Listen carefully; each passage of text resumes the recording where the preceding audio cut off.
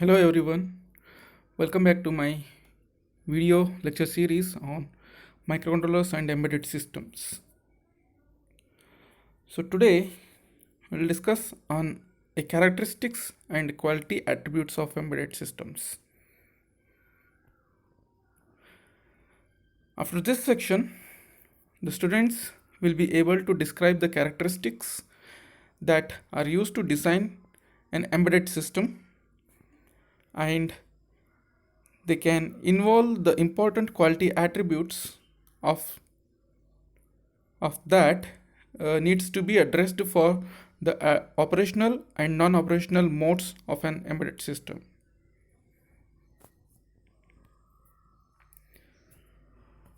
First, we'll go for characteristics of embedded systems. So basically, the characteristics of any embedded systems are unique, and certain specific characters are there which are different from the general purpose computing systems. So here, how the embedded system is going to behave or how it acts, that is being defined generally as below. So the characteristics of embedded systems are in terms of applications and domain specific, reactive and real time, operates in hash environments, distributed, small size and weight, and power concerns. So we will see one by one. The first one, application and domain specific. So any embedded system is designed for a specific purpose. So and it will not do any other tasks. So whichever is being specifically and with the domain purpose it is being designed, that embedded system is going to work only for that specific purpose only. Say for an example of the embedded control units of microwave oven and air conditioner are specifically designed to perform certain specific tasks, like if you take an air conditioner, then embedded control unit, it cannot replace a microwave oven. Like the operation of microwave oven is done only by a microwave oven, as the embedded system is being developed for that purpose. Another example, a washing machine can only wash, but it cannot cook. So the embedded system which is made for washing machine is specific to wash the clothes only. Like that. So certain embedded systems are specific to a domain. Like in the applications and domain criteria, we have seen the embedded systems like it can be used in consumer products, it can be used in automotive domain, it can be used in a telecom domain. Like that, a hearing aid is an application that belongs to the domain of signal processing. So it is a domain specific for a signal processing. The hearing aid cannot be applied in a telecom sectors. So the telecom is another control unit designed to serve another domain like a consumer electronics. So the embedded systems are application specific, first one, and they are domain specific also. Next is reactive and real time. So as any embedded system is always reactive to the inputs given to it, and it is going to act for the inputs in a real time. So there are two types, reactive based on event and reactive based on time or an input. So how we can describe, how we can differentiate the event and time.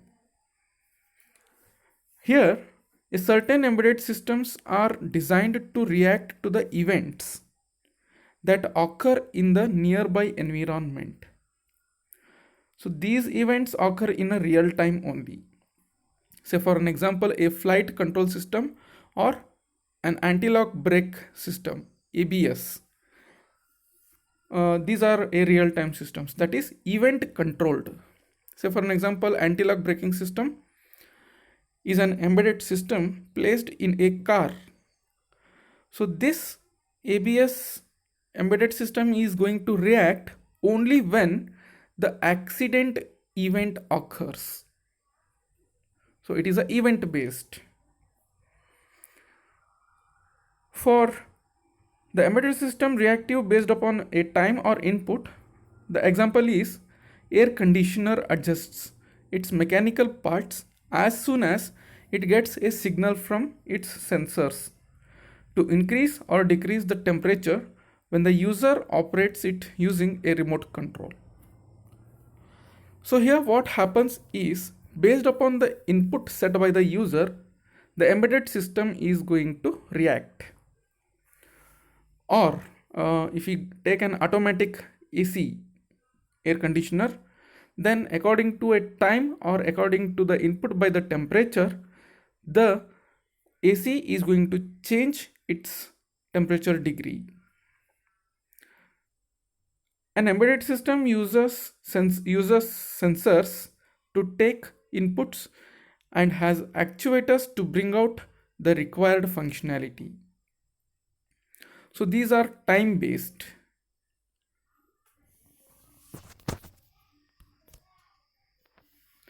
Next we'll go for operation in hash environment.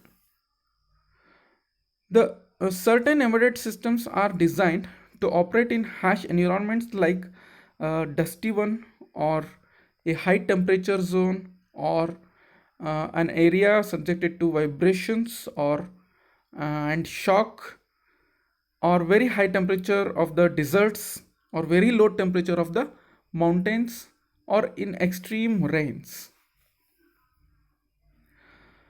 So the system placed in such condition should be capable to withstand all these operating conditions.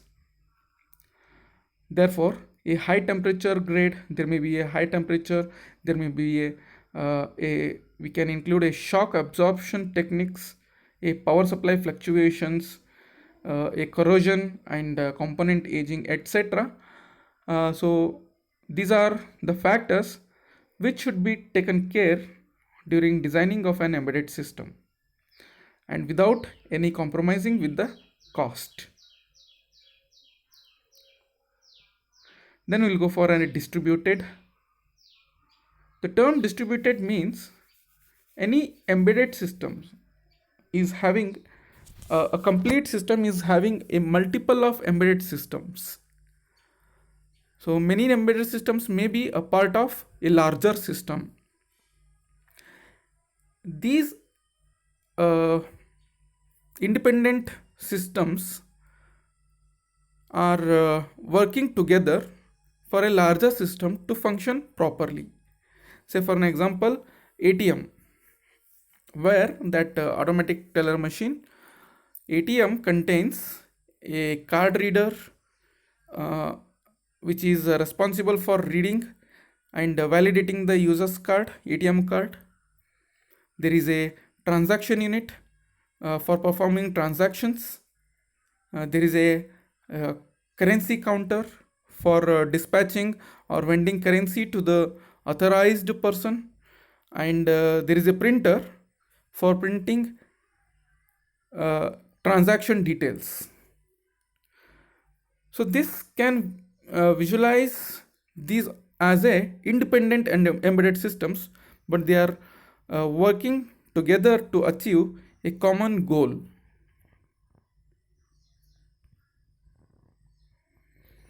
Small size and weight. So an embedded system that is compact in size and has a light weight will be desirable or more popular than one that is bulky and heavy. We can compare with the old aged cell phones and newly available cell phones. So whereas in old aged cell phones, we can glance that those cell phones were very bulky, very heavy, along with the battery, and the features were very less. Whereas currently available cell phones that have a maximum features, and they are very popular, but also their size and weight is very much smaller than the old aged cell phones. Next we'll go for a power concerns. So power concern is always an important factor that we can go for any embedded systems. So always it is desirable that the power utilization and the heat dissipation of any embedded system, it should be low. So if a more heat is dissipated, then additional units like heat sinks or cooling fans needed to be added to the circuit. So that will add extra space and make the system actually a bulky. So regarding this, nowadays ultra low power components are available in the market. So which components are using a low power consumption.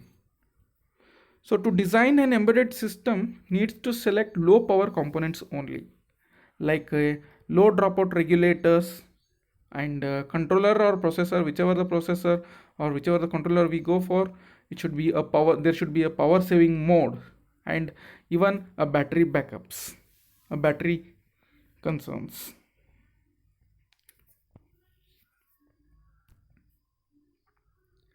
Next we will go for equality attributes of embedded system. So if the attributes are more concrete and measurable, that impacts on positively on system development process and end product. Like these attributes are classified as operational quality attributes and non-operational quality attributes. So these are nothing but the quality attributes are going to be measured in any of the embedded system based upon its when it is in online mode or when it is in offline mode. And these measures will impact a system development process as well as an end product. So first one will go for operational quality attributes.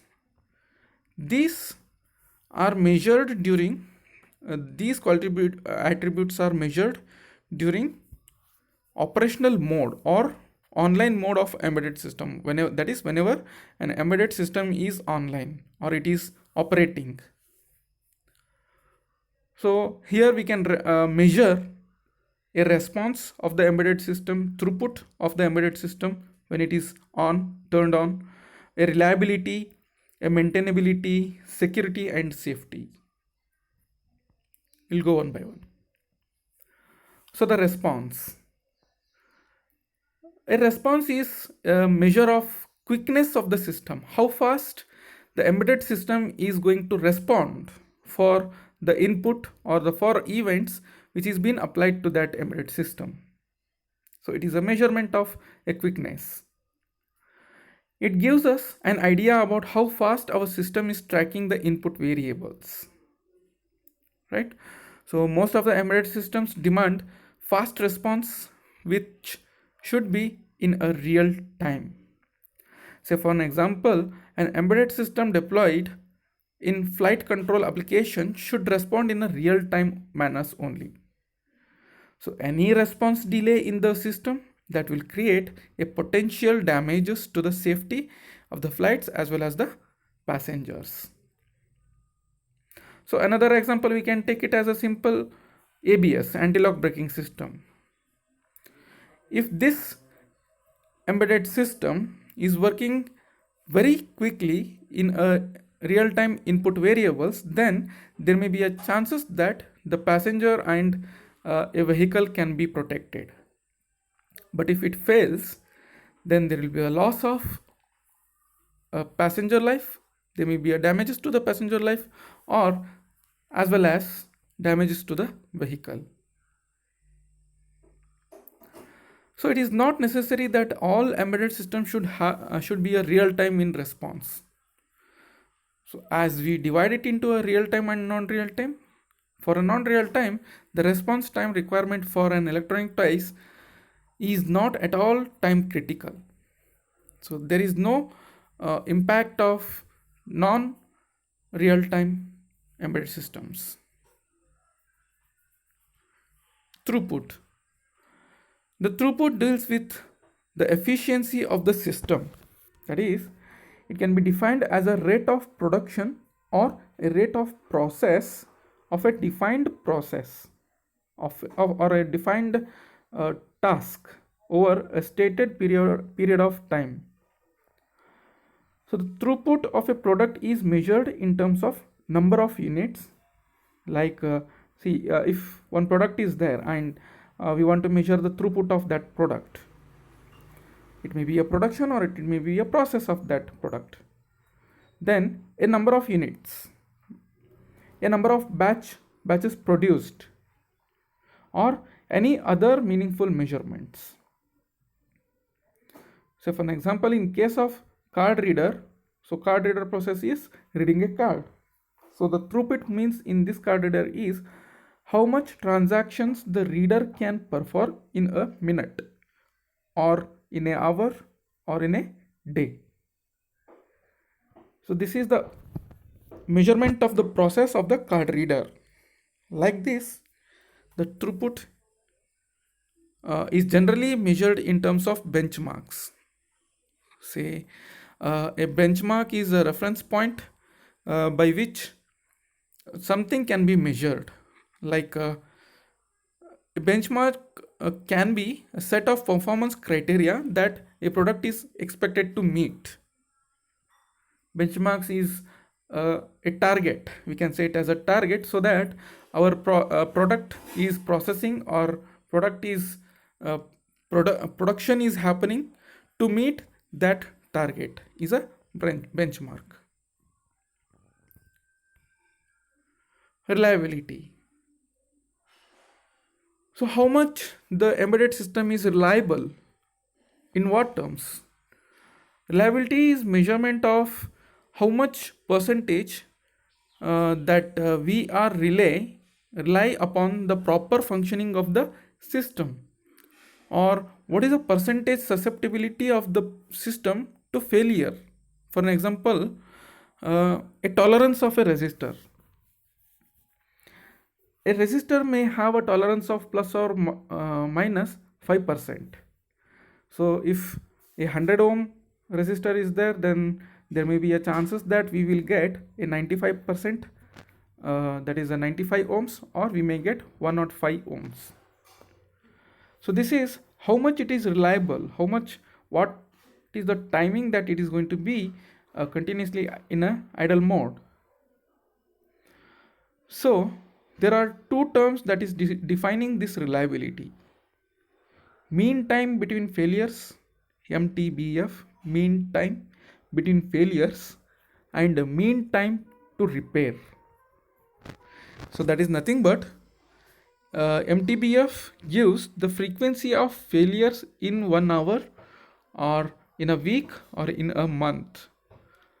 So it is a frequency of failure. How many times the product is going to be failed in operation, or what is the time difference between one failure to another failure, that is given by the MTBF.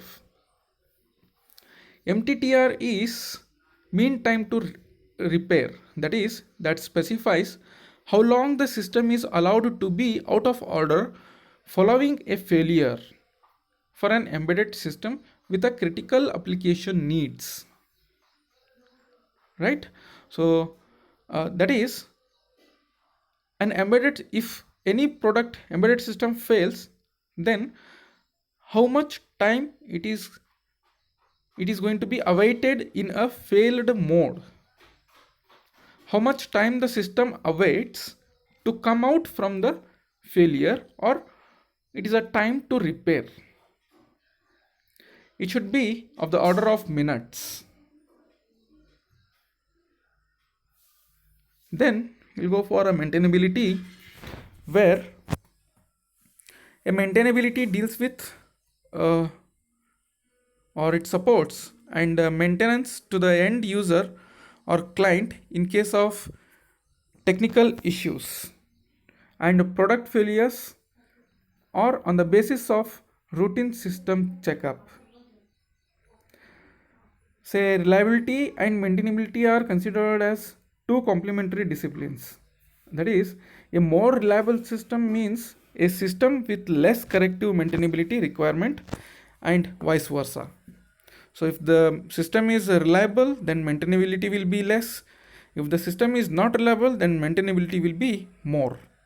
So maintainability can be classified in two types. One is a scheduled or a periodic maintenance, which is called as a preventive maintenance, and a maintenance to unexpected failures. Say for an example, an inkjet printer uses a ink cartridges. So replace the cartridge after each n number of printouts to get quality prints. So here the inkjet ink cartridge always required to be refilled. So it after 1000 copies or after many n number of copies, the ink of that cartridge is going to be made empty, so that it should be replaced. So this is a periodic maintenance. Then so the maintenance to unexpected failures, or we can say it as a corrective maintenance. If the proper paper feeding part of the printer fails, it requires immediate repair to rectify this problem. If any in any embedded system design, the ideal value for availability is expressed as AI is equal to MTBF divided by MTABF plus MTTR, where AI is availability in the ideal or in a good condition. That is availability of the embedded system always in a good condition. How much time it is in a good condition, that we can use this formula. Then we go for a security. So always when the security term comes, the three major security terms are used: confidentiality, integrity, and availability. So confidentially or confidentiality deals with the protection from disclosure of data, or we usually say it as a hiding of the data, and application from unauthorized users. Integrity deals with the protection from modification of the data or the application from unauthorized users, as well as the availability deals with the protection from accessing the data and application from unauthorized users. So certain embedded systems have to make sure that they conform to the security measures. The example is an electronic safety deposit locker, where it is having a hidden code. Then it should be the password protected to modify any of the files in this embedded system. Then we move on to safety. So here safety is first from in all the manners. The safety deals with the possible damages that can happen to the operator or to the public and the environment due to the breakdown of the embedded system, or due to the emission of radioactive or hazardous materials from the embedded products. So it should be always taken care by the developers and product companies. The breakdown of an embedded system may occur due to a hardware failure or a firmware failure. The safety analysis is must in product engineering to evaluate the anticipated damages and to determine the best course of action to bring down these consequences of the damages to an acceptable level.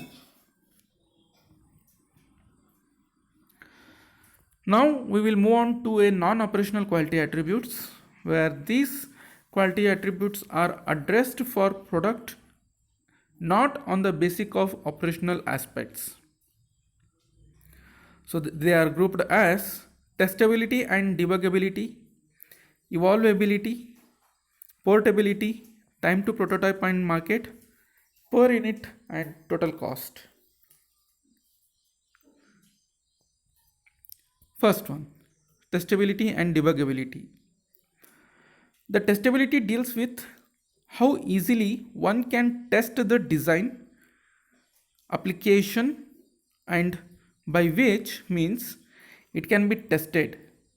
For an embedded product, testability is applicable to both the embedded hardware as well as the firmware. The debug ability is a means of debugging the product as such for figuring out the probable sources that create unexpected behavior in the total system. Debuggability has two aspects, namely hardware debugging and firmware debugging. That is, it is used for figuring out how the issues created by the hardware problems, and firmware is how the problems are created by a firmware, results of the firmware. Evolvability. So this is referred as a non-heritable variations. For an embedded system, the quality attributes evolvability refers to the ease of with which the embedded product can be modified. Say like including a firmware or hardware, the evolvability is nothing but how easily we can modify the embedded system in terms of hardware as well as a software to take advantages of new technologies. Then portability measurement. Portability is a measurement of a system independency. That is, an embedded product can be called portable if it is capable of functioning in various environments, or a target processor, controllers, and embedded operating systems. Say like various environments, say when I utilizing the embedded system in a very high temperature, then if I place the embedded system in a colder temperature or a very low temperature, it should be operable. Then there may be a processor portability, like if I am writing a code for an Intel x86 processor, and the same code if I am able to convert or employ in the other processor like Hitachi S3H, then it is known as a portability of the hardware. Then the embedded operating systems, in terms of operating system, like if you go for a .NET, which is made only for a Microsoft operating system, but if you go for a Java, then it is operable for, or it is a portable for Microsoft OS as well as a different or Linux based operating systems. So a standard embedded product should always be flexible and portable. Then we'll move on to a time to prototype and market. So the time to prototype or the time to market is the time elapsed between the conceptualization of the product and the time at which the product is ready for selling. That is, when we think of one idea of producing one product, from that point till the time the product is ready for selling or to use in a commercial or non-commercial products. The commercial embedded products market is highly competitive, and time to market the product is a critical factor in the success of commercial embedded products. Like if we have to come up with new designs We'll take up an example of a new mobile, that if we want to design a new mobile, if we have to come up with a new design, and it takes a long time to develop and to market it. By that time, what will happen, a newer technologies will arrive, and then the competitor products will have an advantage until we take our product to the market. Then instead, a product prototyping helps a lot in reducing time to market.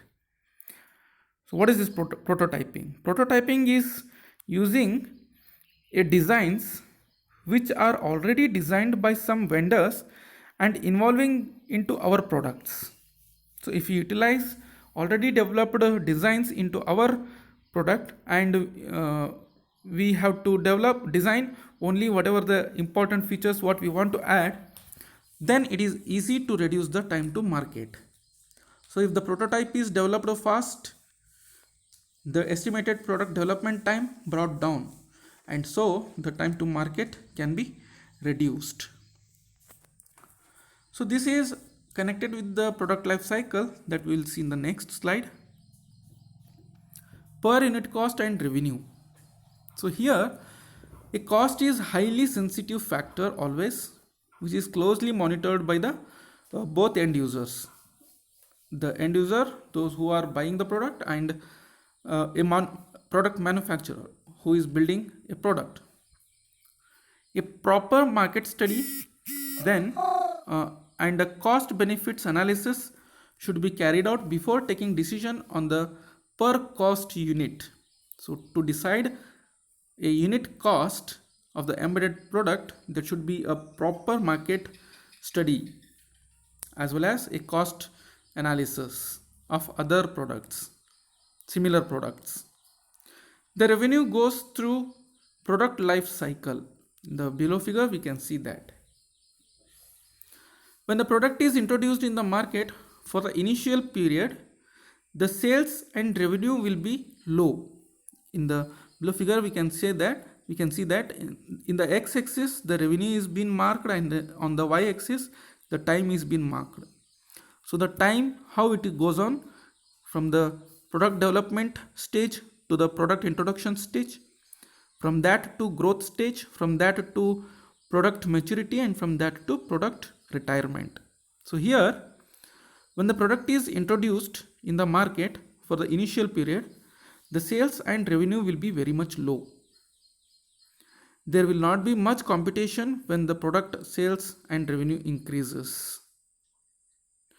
During the maturing phase, the growth will be steady. And revenue reaches highest point, and at retirement time there will be a drop in sales volume. So the product life cycle figure is shown in the below figure, that in the product introduction time the profit is in terms of negative, the product sales line is in the beginning, and unit cost is average. Then as it goes on to a growth, the unit cost remains constant and profit increases. Along with this, the product sales also increases. As the unit cost starts come into a product maturity, the sales will be very high. So during this time profit will also be high. And as the unit cost, the product comes into a retirement, the product sales will come into less, and unit cost also reduces. Along with that, the profit also reduces. So this is a per unit cost and revenue concept. So this is up to this section. We will see some more sections in next video lecture series. Thank you.